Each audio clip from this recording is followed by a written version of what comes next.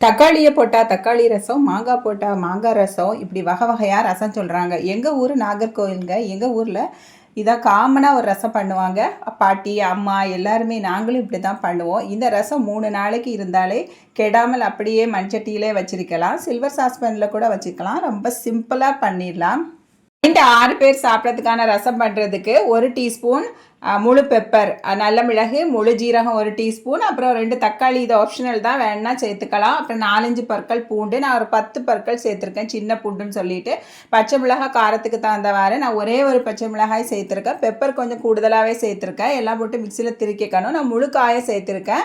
தேங்காய் எண்ணெயில் கடுகு, கருவேப்பிலை, வத்தல் மிளகாய் எல்லாம் தாளிச்சிட்டு முழு பெருங்காயம் சேர்த்துட்டு அரைச்சி வச்சுருக்க மசாலா விழுதையும் சேர்த்துட்டு, அப்புறம் குடம்புளி 2 கப்பு வார்ம் வாட்டரில் ஊற வச்சுருக்கேன் 10 நிமிஷமாட்டு.